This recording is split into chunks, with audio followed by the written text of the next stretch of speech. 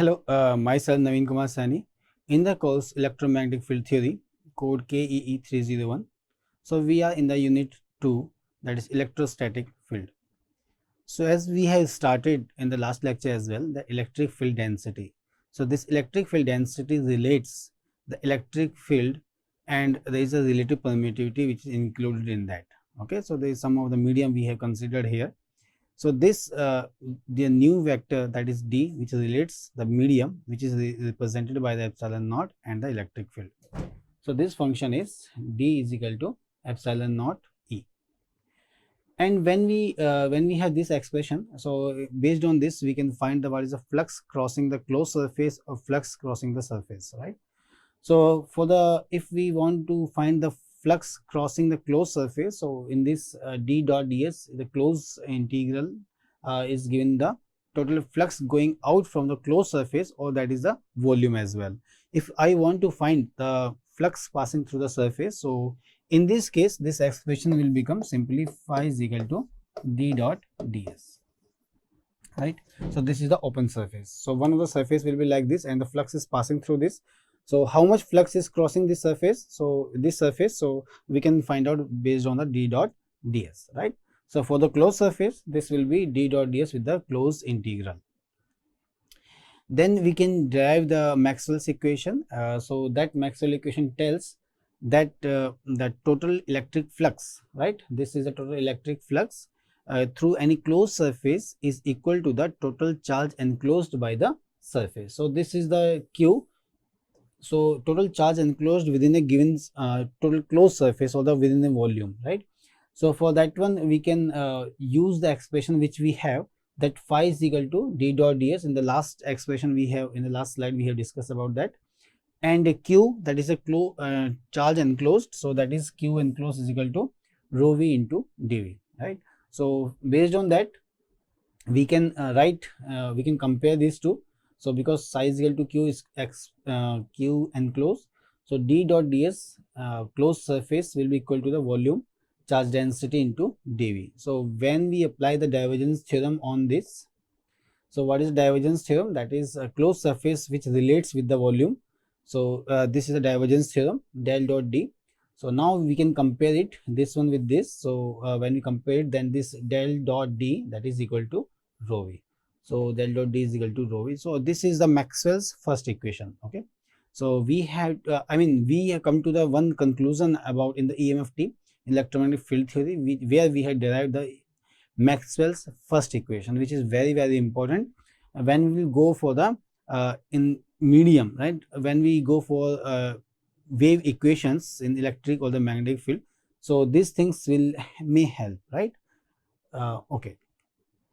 So these are some of the conditions where the Gauss law can be used to solve the three types of problems. So first is the finding the total charge in the region when you know the electric field outside that region. So the first case. Second is finding the total flux out of a region when the charge is known, right? So it can also be used to find the flux out of one side of the system, systematical problem.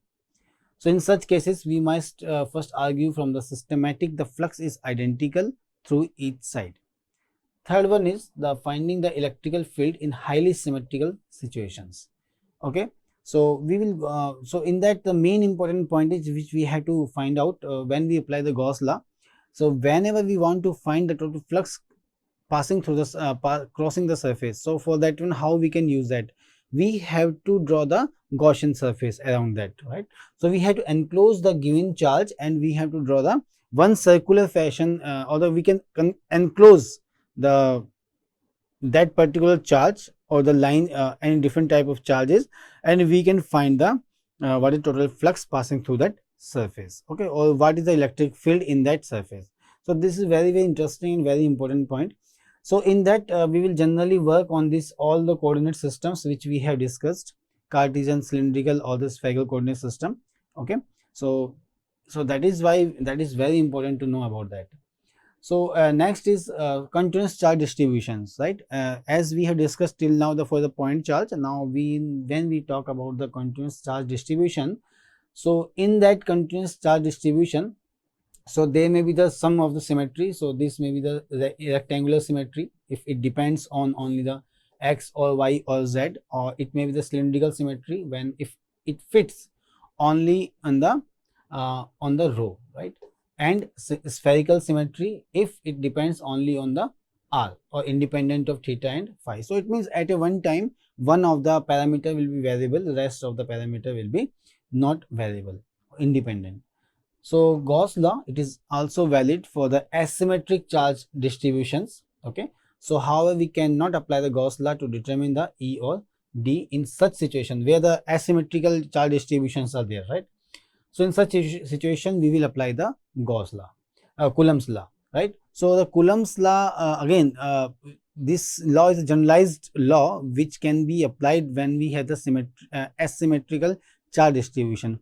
So when we have the symmetrical charge distribution, so in that case we can apply the Gauss law. So very important property, third one, where we draw the Gaussian surface. So in that Gaussian surface, D is normal or tangent, right?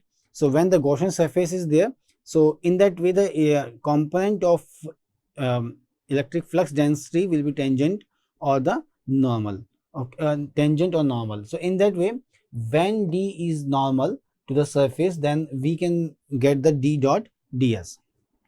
Okay, D dot ds is equal to D when ds is the surface area, and for the tangent D we will get the D dot ds is equal to 0. So here we can write the D dot ds.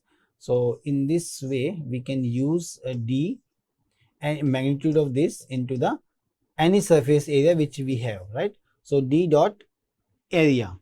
So it means the angle between the D and ds must be 0. So when this is 0, so cos 0 will be 1. So this expression will be D dot area. So either it depends what type of surface we are using. So first of the application of the Gauss law is the point charge. So what we are expecting here, we want to find the value of D, right? So as we said in the symmetrical charge distributions, so in that way we can apply the Gauss law if we are having asymmetrical charge distribution. So we have to use the Coulomb's law for that. So first of the application of the Gauss law, when we want to find the electric field intensity or the electric flux density, so we have to use this Q charge. So Q charge is placed somewhere in the space, and I want to find the electric field at this point or the electric flux density at this point. So for that one, what I will do, I will draw the one of the surface which enclosing this charge, right? So this is the Gaussian surface. Okay, so this is the Gaussian surface. Okay, so this is the P point. It means the electric flux density will be same throughout this surface. Okay, so we will apply the Gauss law, which we said about that. This Gauss law is what? Psi is equal to Q enclose. So this is the Gauss law we will apply here. So we know that Q enclose is equal to D dot ds, and this D dot ds will be what? D dot D into ds into cos 0. So we can see here that here this direction, this is the direction of D, and this is also the direction of ds. So if we are taking this element, right? So as we are aware that the direction of the surface is always perpendicular to the surface. If suppose this is my surface, right? So this is the surface. What is the direction of this surface? This direction, this is the direction of the surface, right? Always wherever the surface is moving, so direction of surface will be always perpendicular to the surface. So this point we had to take care of. Okay, so it means the component, I mean when D is normal to the surface, right? So it means this is the D dot ds. If because these are two components, one is the tangential component, this is a tangential component, and this is the normal component. So this is normal and this is a tangential. So we can see if this is the angle 90 degrees. So when we take the D dot ds between these two, so cos 90 will be 0. So cos 90 degree will be 0. So that is why we will not take the dt into ds. We will take only the d with the direction of ds. So that is why we are taking this. So this is equivalent to this one, and surface area of the sphere is 4 pi r square, right?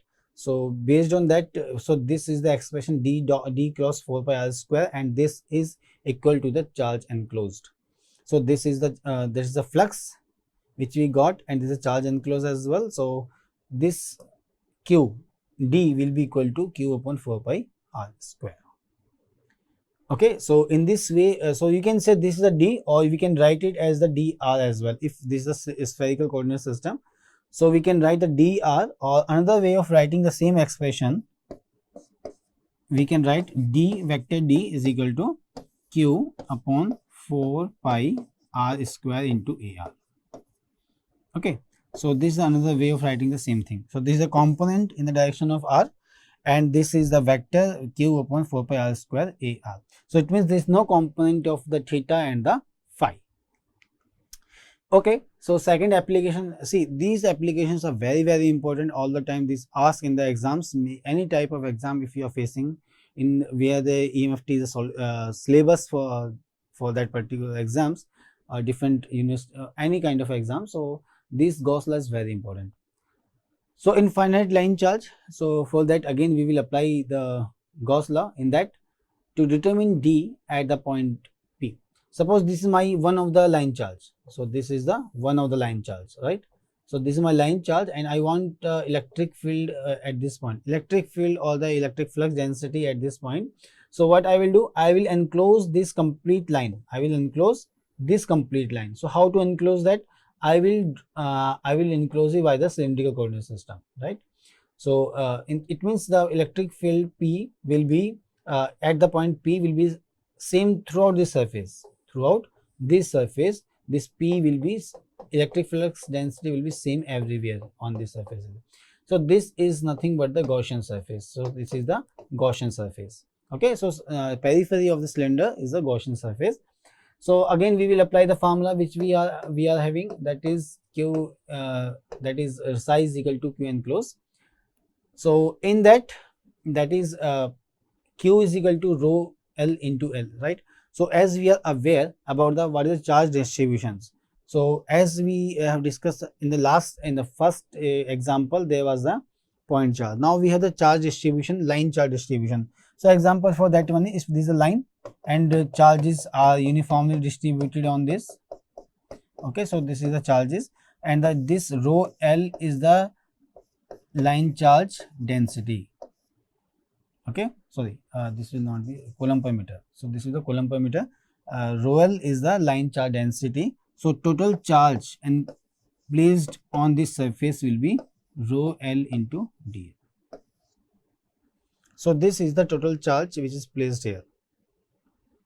Okay, total charge on the line. So we have taken this line here just for example. So this is the line whose line charge is rho L Coulomb per meter, and in this case we can find the q is equal to rho L into L, right? So we can write it rho L into L as well, total charge and total charge into length, if L is the length of this line charge, is equal to d dot ds, and d because you know in the what are the variable for rho phi z, this is the variable for the cylindrical coordinate system. So for this point, particular point, what is constant? Rho is constant. What is variable? Phi and z, right? So when you solve this, in this case we will get this value. When you integrate this ds, we will get the 2 pi rho into L. So there is a difference between the rho L and the rho. Rho L is the line charge density, and rho is this distance. Rho is this distance or the radius of the cylinder. Okay, so in this way we can find this value, that vector d, that is equal to rho L upon 2 pi rho into a rho, right? So as I said, this is the one way of writing the rho component. Here we can write in terms of the directions. So vector will be rho L divided by 2 pi rho into a rho. So this is the line charge. Then we have the application of the Gauss law, third one, which is again very important, infinite sheet charge. So again, when we have the infinite sheet charge like this, we have this surface, right? So this is a sheet. So I want the electric field or the electric flux density at this point, right? So what I will do, I have to enclose this surface. So how to enclose that? So by the rectangular shape, right? By the rectangular shape we can enclose the this sheet. So in this way, so this is nothing but this is the Gaussian surface. Now this is the Gaussian surface, and this is a sheet which is uniformly charge distribution is there. So for that we have the infinite sheet of the charge, which is the rho s. So this is the charge density on the surface, so we call it as the surface charge density, rho s, and unit for that is the coulomb per meter square. Okay, so again we will apply the formula which we are aware, that is psi is equal to q enclosed. Okay, so as we know that psi is equal to q enclosed, so this is the rho s into ds. Fine. Okay, so again, okay, if you are getting some confusion, so we can find, see, rho s, we will take it here. Rho s is the coulomb per meter square, so total q will be what? Rho s into some area. Okay, so this is the total charge enclosed. So rho s is what? This is the coulomb per meter square, and area is a meter square. So what we left? Coulomb. So it means the total charge we can calculate by applying the rho s into A. So because we are taking one of the element here. Okay, so we are taking the one of the element. So this element which we are taking here, that is a ds. So d dot ds, rho s into ds. Okay, so we are taking, we are taking surface. So this is the upper surface, this is the lower surface, because as I said in this for the this sheet, I want the Gaussian surface. So Gaussian surface by this one, and this one, right? So it means enclosed by the rectangle shape. So this is enclosed by this rectangular shape. So and the direction of this surface is upper, and direction for below surface is ds, ds2, ds over. So they have taken the top one and the bottom one. So we can add on these two. We can add on. So ds plus ds bottom. So total area will be A dot ds. Okay, so in this way we can find the value dz is equal to rho s upon 2. We are writing the same thing in the vector form, d is equal to rho s upon 2 az. Or electric field, as I said, divided by the epsilon naught. So we are aware that d is equal to epsilon naught E. So E will be equal to d divided by the epsilon naught. So in this way we can find the electric field at some point above or below the sheet, infinite sheet. Then we have application of Gauss law. So uniformly charged sphere. So a uniformly charged sphere, it means when we have any of the charge. So this is the charge sphere. So this charge sphere, I want to find the electric field or electric flux density everywhere. Find the electric field or electric flux density everywhere. Okay, so this is my question. So for that one, everywhere means electric field will be within the sphere and outside the sphere. So two cases are there. First is electric field at this point, and another is electric field or electric flux density at this point. So within the sphere and outside the sphere. So for the within the sphere, so in this case r will be equal to less than equal to a, and for this one r will be greater than equal to a. So these two cases we have to assume. Okay, so for that we will take one by one. So first case, uniformly charged sphere, where r is less than equal to a, it means the electric field which we want to calculate, or the electric flux density which we want to calculate, this is a point here. So it means we have to draw the Gaussian surface for that. So this is the total charge within this point. So how we can find out? We have to draw the Gaussian surface for that. So this is the Gaussian surface which is within the volume. So for that, just apply the Q enclosed is equal to rho v into dv, which we are very much aware about that, and dv is this one. So when we apply spherical coordinate terms, so we are aware what is the dv. dv is equal to this value is r square sin theta d theta, sorry, dr d theta d phi. So how we are getting this? So we are getting this from the three elements of the spherical coordinate system. First is dr cross r d theta cross r sin theta d phi. So these are the three elements. We are multiplying all these elements, then we are getting this one, r square sin theta dr. So this is the dr, sorry, dr, d theta and d phi. Okay, so this is the things which we are getting here, r square sin theta dr d theta d phi. So here we are taking the limits for that. So because this is a sphere, so obviously theta will be 0 to pi maximum limit, phi will be 0 to 2 pi maximum limit, but here r we have to consider here r. So this limit is 0 to r. So as we are aware, the maximum limit for radius is infinite, but because r is restricted within the sphere, so this value r is equal to 0 to r. So when we are solving this, then when we solve this one, then q enclosed will be equal to rho v into 4 by 3 pi r q, right? So this is a charge, total charge. So the flux which we can get it, psi is equal to d dot ds, that is equal to dr d dot ds, and again when we apply this for this ds, so how to get this? So this is the, we are taking the element here, so this is ds. So ds will be what? Because r is constant, so r is constant, so dr will not be there, so these two terms will be there. So when we multiply this, so ds will be what? Ds will be r square sin theta d theta d phi, and direction will be ar. So this is a ds. When we apply here ds, then based on that we can find the value of psi. So that is dr 4 pi r square.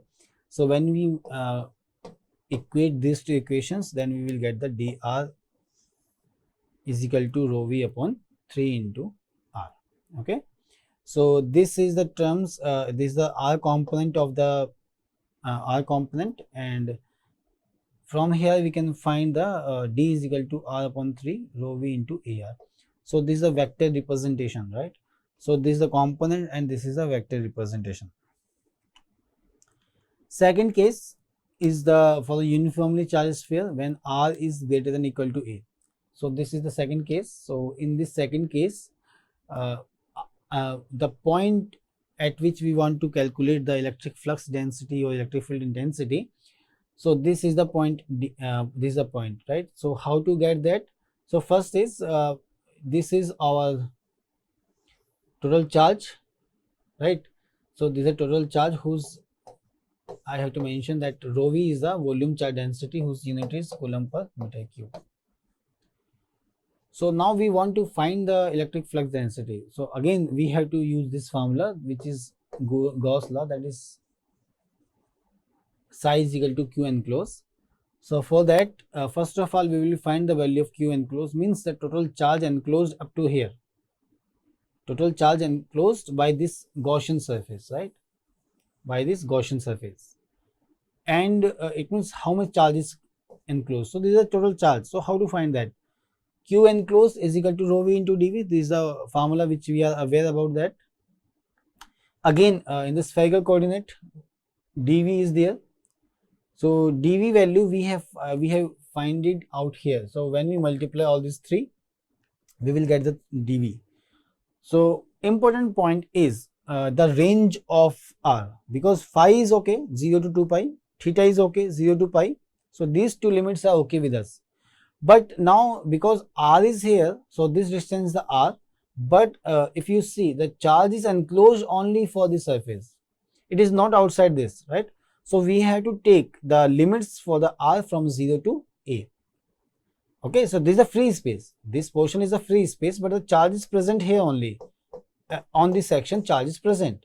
Okay, so total charge we have to find. So what is total charge here?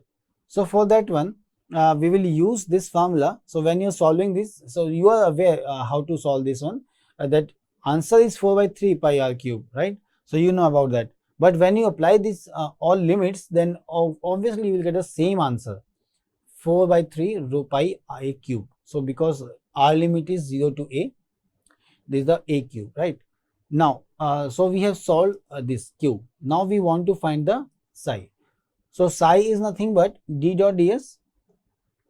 Fine, d dot ds. So the direction of d will be here, this is the dr, and the surface if I am taking here, so this surface is ds. So these two will be should be into the same direction. So dr into ds. So for this element again we can think, so this is a ds, so r is constant. So okay, so if the r is constant, this is the same case which we have discussed in the previous. R is constant, then ds will be what? Sorry, this one, r square sine theta d theta d phi, and the direction is ar, right? So in this way, when we see, when we apply here dr and r square sine theta d theta d phi, so when you solving this, because r is constant, so there is no limit of r, theta is maximum limit we have to take 0 to pi, and the phi is also the maximum limit 0 to 2 pi. So when you are solving this, then the psi will be dr 4 pi r square. So when you when we are comparing these two, when equating these two, then we will get this expression, d is equal to a cube upon 3 r square rho v into ar. I hope this point is clear to all of you. So these are two cases. So for the uniformly charged sphere, so when we want to see this into the diagram, so we see when the r is greater than and when r is less than. So when the r is less than a, then r upon 3 a rho v into ar, and when r is greater than a, then it is the a cube upon 3 r square. So we can see here, this is the r square, this is the r. So this is the, when it means for this case we are getting the d is proportional to the r. Okay, so it means this is the line equation. So this is the line equation when we are having this one. So this is the case when we have r is less than a. So when the r is less than a, so this is the case. Second case, we can see from here that d is proportional to 1 upon r square. Okay, so this is inversely proportional. So in this case, when the r is increasing, the d will decrease. So that is why after a less than r, so in this case this d will be a cube upon 3 r square into rho v. So this is the case how we solve the applications of the Gauss law, and I hope that this point is clear to all of you. And the next lecture onwards, again we will take one of more interesting topics in the electromagnetic field theory. Till now, thank you very much.